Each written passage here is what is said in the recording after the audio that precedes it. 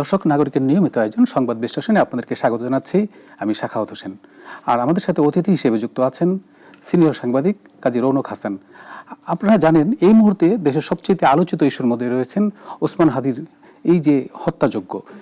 এবং আমরা জানলাম যে আমরা জানি যে আজকে ওনাকে চিরবিদায় নিতে হলো, কিন্তু এর নেপথ্যে কারা, সেই সব ইস্যু নিয়ে আজকে আলোচনা করতে চাই। কাজী রৌনক হাসান, আপনাকে স্বাগত। আপনি জানেন যে এর মধ্যেই যে ওসমান হাদির জানাজা এবং দাফন সম্পন্ন হয়েছে, কিন্তু আমরা যখন এই জানাজায় লাখো মানুষের উপস্থিতি বলে দেয় যে সে কতটুকু মানুষ তাকে ভালোবাসতেন, সেই জায়গা থেকে তার ভাই উচ্চারণ করতে দেখেছি। এবং তার যে দলের এখন যে দায়িত্বে আছেন ইনকিলাব মঞ্চের, উনি বলছিলেন যে এই যে হত্যার পিছনে কারা আছেন এটা তাদের বিচারের আওতায় আনতে হবে। একটু আমরা জানতে চেষ্টা করি। আসলে তাদের দাবি তো খুবই যুক্তিযুক্ত এবং এত ন্যাক্কারজনক একটা ঘটনা, এত বাজে একটা হত্যাকাণ্ড, এবং সেটার মানে তার যে পপুলারিটি বা তার যে জনপ্রিয়তা, তার যে নিবেদিত প্রাণ মানে রাজনীতির প্রতি বা দেশের প্রতি, সেটা প্রমাণ হলো আজকে তার এই জানাজায় লাখো লোকের উপস্থিতি। এখন যে প্রশ্নটা ওনারা বলেছেন সেটা আমিও বলতে চাই যে এটা কি শুধু সেই খুনি যে শ্যুট করেছে সেই দায়ী, নাকি যারা ছক কেটে এদেরকে ডিপ্লোর করেছে, এদেরকে নিয়োগ করেছে এবং এদেরকে খুব সহজে বের করে নিয়ে গেছে দেশ থেকে, পার্শ্ববর্তী দেশে চলে গেছে।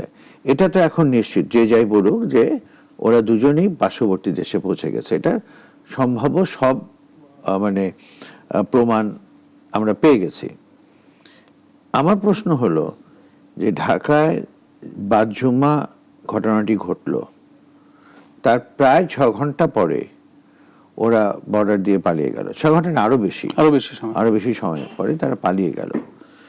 তো এতটা সময় পালিয়ে গেল, তাহলে আমাদের আইন শৃঙ্খলা রক্ষাকারী বাহিনী, আমাদের গোয়েন্দা বাহিনী, আমাদের সোর্স, এরা কি করলো? এটা একটা প্রশ্ন। আর ওই যে দেখেন মোটরসাইকেলের আগের মালিক, তাকে ধরে নিয়ে এসে খুব বীরত্ব দেখানো হলো, তো তার সাথে তো এটা কোনো সম্পৃক্ততাই নাই, নিরাপদ একজনকে নিয়ে আসা। হ্যাঁ। তারপরে যদি তার পরিবারের কথা বলি, এখন তার পরিবার কি এই খুনের সাথে জড়িত? সেটা তো হয় না। এখন ছেলের অপরাধে বাবা মাকে হেনস্থা করা বা ধরা, সেটা ঠিক না। হ্যাঁ, বাবা মাকে প্রশ্ন করতে পারে, জানতে চাইতে পারে, ছেলের ওয়্যার অ্যাবাউটস, তাকে ট্র্যাকিং করার জন্য জানতে পারে, কিন্তু তাকে ধরা, আমি যেটা বলতে চাচ্ছি কি, যে অহেতুক একে ওকে ধরে আসল যারা ক্রিমিনাল করার চেষ্টা হচ্ছে। আচ্ছা, একটা জিনিস স্মরণ করিয়ে দিই এই জায়গাটা থেকে, যে আপনি খেয়াল করবেন যে সে কিন্তু একজন দাগী আসামি, এর আগে সে জেলখানায় ছিল। তাকে কারা বা কিভাবে বের করে নিয়ে আসলো সেটা নিয়েও প্রশ্ন উঠছে জনমনে। এখন ঘটনা হলো যে মানে 4 ঘন্টায় যদি 8,000 লোককে জামিন দেওয়া হয়, তাহলে তো এরকম ঘটবেই। আমি মানে দ্ব্যর্থহীনভাবে বলতে চাই যে বর্তমান অন্তর্বর্তীকালীন সরকার যত কথাই মুখে বলুক না কেন, বাস্তবে তাদের কন্ট্রোল আসলে কিছুর উপরেই নাই। এবং আমি সব সময় সব জায়গায় বলে এসেছি যে এনারা মস্ত বড় ভুল করেছেন যে নির্বাচনটাকে প্রলম্বিত করে। তাদের উচিত ছিল যত দ্রুত, আজকে যদি 6 মাসের ভেতরে ইলেকশন দিয়ে দিতে পারত, তাহলে আজকে দেশে এই সিচুয়েশন হতো না। আজকে ডেইলি স্টার, প্রথম আলোর অফিস পুরানো হতো না, ছায়ানট পুড়তো না, হাদি মারা যেত না। কিন্তু ওনারা এটা বুঝতে পারেন নাই বা বোঝেন নাই বা বুঝতে চান নাই, তার ফলটা এখন ভোগ করতে হচ্ছে। আমি তো অত্যন্ত শঙ্কিত যে ফেব্রুয়ারি আসার আগে আর কি ঘটে। কারণ আপনি খেয়াল করে দেখবেন কোথাও কোনো কন্ট্রোল নাই। বিশেষ করে সেনাবাহিনীকে এখন অলমোস্ট ওই যে লাঠিওয়ালা আনসার ছিল যে আগে, তাদের পর্যায়ে নিয়ে গেছে। যে ভাষায় সেনাবাহিনীকে গালিগালাজ করছে লোকজন, এটা তো মানে মানা যায় না। না, আমার একটা এই এই প্রেক্ষাপটে আমার একটা প্রশ্ন, যে আমাদের দেশে তো কোনো হত্যারই বিচার হয় না, হাদির হত্যার কি বিচার হবে? আপনার কি মনে হয়? মানে যদি সত্যি কথা বলেন, আমার ধারণা কোনো সুযোগই নাই।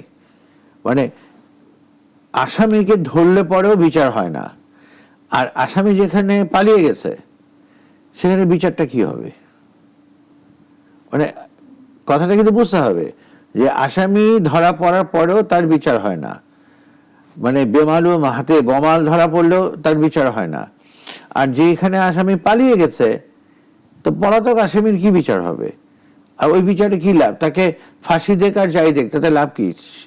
তাকে তো এটা ইমপ্লিমেন্ট করা যাচ্ছে না, তাকে তো এটা মানে বিচারের সম্মুখীন করা যাচ্ছে না।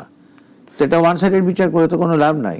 এই যে গণমাধ্যম কি টার্গেট কেন হঠাৎ করেই এই গণমাধ্যমকে টার্গেট, মানে আসলে যেটা আমি বারবার মনে করছি, আমি জানি না কি অপেক্ষা করছে এই দেশের জন্য, আমাদের জন্য কি অপেক্ষা করছে, কিন্তু যেটা আমি ফিল করি যে দৃষ্টিটাকে অন্যদিকে সরিয়ে অন্য কিছু করার একটা প্রয়াস। আর আবারও সেই কথায় আসতে হয় যে এই সরকারের কোনো নিয়ন্ত্রণ নাই, পুলিশ, র্যাব, বিজিবি কারো উপরই নাই। এবং তারাও, আপনি দেখেন যখন এরা আসলো, প্রথম আলো অ্যাটাক করলো, গতকাল মতি ভাইয়ের ওখানে গেছিলাম প্রথম আলোতে, তো উনি বললেন যে আমরা 3-4 ঘন্টা ট্রাই করেও পুলিশকে আনাতে পারি নাই। তাহলে এই সিচুয়েশন কেন হবে? আর পুলিশ আসে নাই, কেন আসে নাই? পুলিশ জানে যে আমরা আসলে তো তাদের তো দুটো কাজ, একটা হলো হয় অ্যাকশনে যেতে হবে, নাহলে চুপ করে বসে থাকে। তো অ্যাকশনে গেলেই তো হয় লাঠিচার্জ, নাহলে মারামারি, খুনাখুনি, এরকম একটা ব্যাপার হবে। এই যে আস্তে আস্তে ভয়টা চলে যাচ্ছে, মানে আইন শৃঙ্খলা বাহিনীর ভয়, যেটা একটা ভয় থাকতে হবে যে না, এরা নিরাপত্তা রক্ষায় আছে, এদেরকে ভয় পেতে হবে, এদের সাথে কোনো অশালীন কাজ মানে উক্তি করা যাবে না, এদেরকে বিরক্ত করা যাবে না ইত্যাদি। কিন্তু এখন এগুলো কিছুই নাই, একেবারেই পড়া করছে না। তাতে যেটা হয়েছে দেখেন, প্রথম আলো, ডেইলি স্টার, এই দুটোতে কারো সংবাদপত্র। হ্যাঁ জি, আমি একটু মনে করে দিতে চাই যে নুরুল কবির, যিনি হলো গিয়ে এই ফেসিবাদ বিরোধী আন্দোলনের কথাও যদি আমরা বলি, গত 15 বছর ধরে, 17 বছর ধরে, গত 25 বছর ধরে উনি কথা বলে যাচ্ছেন, একটানা বলে যাচ্ছেন, কিন্তু তারপরে হামলা করলো। তাহলে কি এদিকে জুলাই যোদ্ধারা এই হামলা করছে? আপনার না, এখানে জুলাই যোদ্ধাদের উপস্থিতি কোথায়? জুলাই যোদ্ধা না, এখানে একটা আমি একটা কথা বলি, এখন এই ডিজিটাল যুগে কারা কারা করেছে তাদের প্রত্যেকের ছবি আছে। ছবি ধরে এদেরকে, তো আমি মনে করি এদেরকে আইনের আওতায় আনা উচিত। মোবাইল টেকিং করে বোঝা যাবে যে তারা কারা কারা এখানে উপস্থিত ছিলেন। আমি মনে করি যে এদেরকে আইনের আওতায় আনা উচিত এবং ট্র্যাক করা উচিত। কারণ এটা যদি এখন বন্ধ না হয়, আপনি দেখেন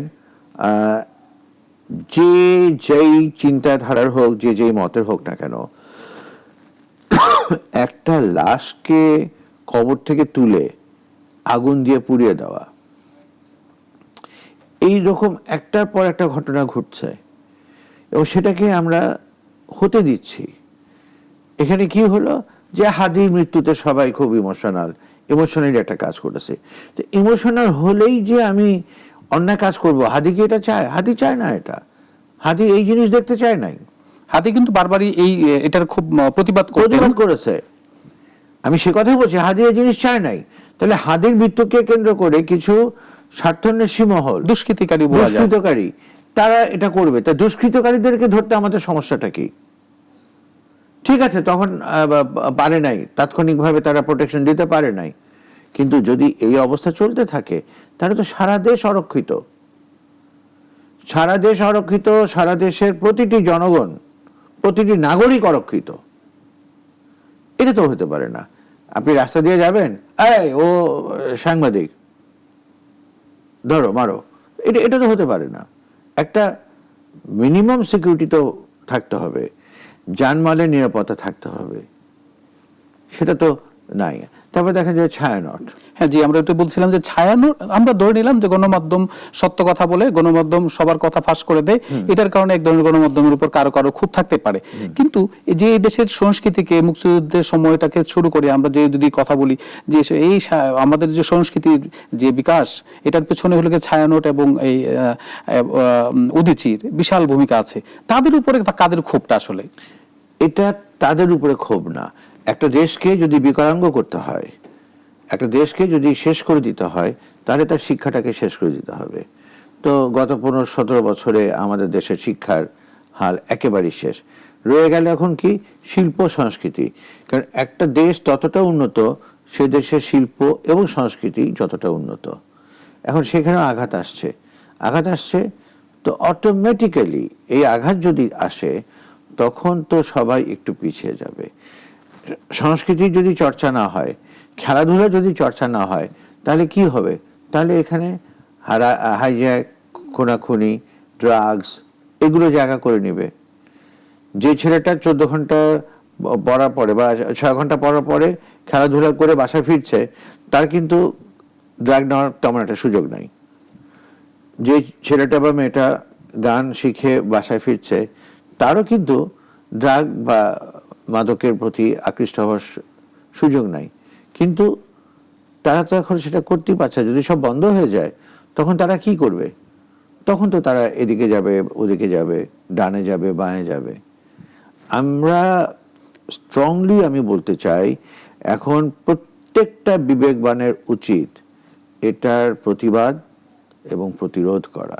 ছায়ানট এবং উদীচীর মতো সংস্কৃতি সংগঠনগুলোকে প্রতিরোধে সবাইকে এগিয়ে আসা উচিত, এই বিষয়টাই। হ্যাঁ, অবশ্যই আমি মনে করি সবার এগিয়ে আসা উচিত। এবং আপনি দেখেন ছায়ানট তো কোনো রাজনৈতিক দল না বা রাজনৈতিক সংগঠন না। তারা এদেশের শিল্প সংস্কৃতির বিকাশে কাজ করেছে। পাকিস্তান আমলে যখন এখানে সঙ্গীতের প্রতি বাধা দেওয়া হয়েছে, তখন তারা কিন্তু আন্দোলন করে এদেশকে শিল্প এবং সংস্কৃতিতে অনেক এগিয়ে নিয়েছে। আপনি যতভাবেই বলেন না কেন, এই দেশের শিল্প সংস্কৃতিতে ছায়ানটের অবদান আপনাকে স্বীকার করতে হবে। আর একটা অনেকেরই ভুল ধারণা, ছায়ানট মানে বোধহয় শুধু রবীন্দ্রসঙ্গীত। আসলে কিন্তু তা না। ছায়ানটে আপনার নজরুল সঙ্গীত, মানে নজরুল গীতি, ক্লাসিক্যাল, লোকসঙ্গীত সবকিছুই শেখানো হয়, গজল থেকে সবকিছু শেখানো হয়। তো সুতরাং এটা একটা ভুল ধারণা মানুষের ভিতরে প্রচার করা হয়, মানে অযথা। কিন্তু আমি এটাই বলতে চাই যে আমাদের এখন সতর্ক হওয়ার সময় হচ্ছে, যে এখন যদি আমরা প্রতিরোধ করতে না পারি এবং যদি আমরা এটা প্রতিবাদ করতে না পারি, তাহলে কিন্তু ভবিষ্যতে আমাদের অনেক, এই যে হাদি যে মারা গেল, হাদিও কিন্তু দেখেন, সে কিন্তু বারবার বলেছে যে একটা সুষ্ঠু শিল্প এবং সংস্কৃতির বিকাশ ঘটুক এই দেশে। তার মানে সে কিন্তু কখনো এদের পক্ষে ছিল না, বিপক্ষে ছিল না, এবং তার বক্তব্য খুব স্পষ্ট ছিল। তো যাকে নিয়ে এত কিছু, সে ছিল এটার পক্ষে, অথচ এরা কারা আমি জানি না। তবে এরা যারাই হোক, ইটস হাই টাইম যে ওদেরকে কন্ট্রোল করা এবং ওদেরকে থামানো। কিন্তু অনেকেই বলছেন যে এই যে হাদির ইস্যুটা আসলে ইস্যু না, এটাকে কেন্দ্র করে যাতে নির্বাচনটা বানচাল করা যায়, এটা কি একটা অন্যতম কারণ? আপনি কি মনে হয় যে নির্বাচন আসলে বানচাল করার জন্য? আমি একটা কথা বলি, নির্বাচন বানচাল করা, এটা বানচাল করা বা পেছানো, এই মানে সংস্কৃতিটা ইদানিং তৈরি হয়েছে। আগে কিন্তু এটা ছিল না। আগে সবাই উন্মুখ হয়ে থাকতো, 5 বছর পার হবে, একটা সুন্দর নির্বাচন হবে, এরকম একটা ব্যাপার ছিল শুধু। কিন্তু আপনি দেখবেন যে এই রাজনীতির ক্ষেত্রে বা দেশের ক্ষেত্রে না, এসেও কি বলে, বিভিন্ন সংগঠনেও দেখবেন যে ইলেকশন নিয়ে অনেক ঝামেলা হয়। এখন এটা তো একটা দল না, মানে গ্রুপ অফ পিপল, যারা তো বহুদিন ধরেই চেষ্টা করছে যে নির্বাচন যেন না হয়। কেন না হয়? এখন যদি নির্বাচন হয়, তাহলে পরে সম্ভাব্য একটি দলের জেতার এবং ক্ষমতায় আসার সম্ভাবনা অনেক বেশি, এবং এটা খুবই যৌক্তিকভাবেই তাদের এটা বেশি। এটা বন্ধ করা। আরেকটা হলো, যে দলের মানে সেরকম বাস্তবে মানে ইন রিয়ালিটি যাদের সেরকম সমর্থন নাই, কিন্তু তারা মনে করছে যে তারা তো বিশাল ভোট পাবে এবং মানে সিটও পাবে।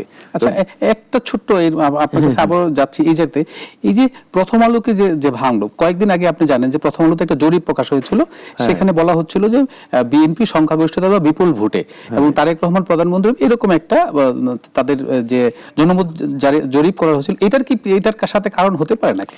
এটার সাথে একটা কারণ হতেই পারে, এটার সাথে একটা কারণ হতেই পারে, কিন্তু আমি যে কথাটা বলছি যে এটা খুব অ্যালার্মিং একটা জিনিস যে আইন শৃঙ্খলা রক্ষাকারী বাহিনী, গোয়েন্দা, এরা কোথায় থাকে? একটা দল আসছে এখানে, তারপরে তারা এখান থেকে গেল ডেইলি স্টারে, সেখান থেকে গেল ছায়ানটে, কিন্তু কোথাও তারা কোনো বাধার সম্মুখীন হলো না, সব জায়গায় তারা নির্বিঘ্নে মানে তাদের ধ্বংসাত্মক কাজ করে চলে গেল। তাহলে এটা আপনাকে কেউ যদি বলে যে এটার পেছনে সরকারের মদদ আছে, আপনি দোষ দিতে পারবেন না তাদেরকে। কিন্তু এই ব্যাপারগুলো আমাদেরকে অবশ্যই ভালোভাবে ট্যাকেল করতে হবে। আমি কিন্তু বারবার বলছি, এই ইন্টারিম গভর্নমেন্ট যে সম্মান নিয়ে, প্রফেসর ইউনূস যেই সম্মান নিয়ে এসেছিলেন 5ই আগস্ট, সেই সম্মানের জায়গাটা কিন্তু এখন অনেক নড়বড়ে হয়ে গেছে। আমি চাই না যে ওনার মতন সারা বিশ্বে সম্মানিত একজন ব্যক্তি এমন কিছু ঘটুক যেটা আমাদের জন্য লজ্জাজনক হয়, এটা আমি চাই না। না, এখন আমরা একেবারে শেষ প্রশ্ন আমরা যেতে চাই যে আসলেই কি তাহলে এই গভর্নমেন্ট, এই যে আপনি ইউনূস গভর্নমেন্টের ব্যর্থতার কথা বলছেন, তাহলে কি এই গভর্নমেন্ট আসলেই পারবে সুষ্ঠু একটা সুন্দর নির্বাচন উপহার দিতে? এই গভর্নমেন্ট কেন, কোনো গভর্নমেন্টই পারবে না, কিন্তু বাস্তবতা হচ্ছে একটা নির্বাচন দরকার। একটা নির্বাচন হলে পরে ভালো মন্দ যাই হোক না কেন একটা প্রসেসে আসবে। একটা নির্বাচিত সরকার এসে যতটুকু পারে তারা করবে, পরবর্তী সরকার এসে বাকিটা করবে। কিন্তু অনির্বাচিত সরকার কিছুই করতে পারবে না। ওই সংস্কারের বুলি বহু উড়ে গেছে বহু আগেই, কাজে ওটা পারবে না। যে কারণে বারবার বলছি যে যত দ্রুত সম্ভব। হ্যাঁ, আমি জাস্ট আপনাকে ছোট্ট একটা উদাহরণ দিয়ে শেষ করি। নেপালে তো এরকমই একটা অভ্যুত্থান হয়েছে এবং সেখানে প্রাইম মিনিস্টার যিনি এসছেন তিনি বলেছেন যে আমার কোনো কাজ নাই, আমি অন্য কিছু করব না, আমি 6 মাসের ভিতরে একটা সুষ্ঠু ফ্রি অ্যান্ড ফেয়ার ইলেকশন দিয়ে চলে যাব। আর তার উপদেষ্টা কয়জন? 3 জন। তারা তো ওই বোকামিটা করে নাই। মানে এনজিও চালানো আর সরকার চালানো যে এক জিনিস না, এই ভুলটা কিন্তু তারা করে নাই, যে কারণে ওখানে দাবি দেওয়া নাই। এই যে সারাদিন প্রেস ক্লাবের সামনে দেখবেন যে দাবি দেওয়া এগুলো হতো না, কারণ এটা উনি ওয়েলকাম করেছেন, উনি না বুঝে করেছেন, উনি ভালো মনে করেছেন, কিন্তু কাজটা তো ভালো মনে হয় নাই। আমরা আসলে আমাদের একেবারে সময় শেষ হয়ে আসছে। জনাব কাজী রৌনক সাহেব, আপনি সময় দেওয়ার জন্য অসংখ্য ধন্যবাদ। প্রিয় দর্শক, কথা বলছিলাম আসলে কি নির্বাচন হবে কি হবে না, নানা ধরনের কথা। সেই সাথে আমরা ওসমান হাদির প্রতি শ্রদ্ধা জানিয়ে আজকের সংবাদ বিশ্লেষণ এখানে শেষ করছি। আগামী পর্বে দেখা হবে নতুন কোনো বিষয় নিয়ে, নতুন কোনো অতিথির সাথে। সেই পর্যন্তই ভালো থাকবেন, ভালো রাখবেন।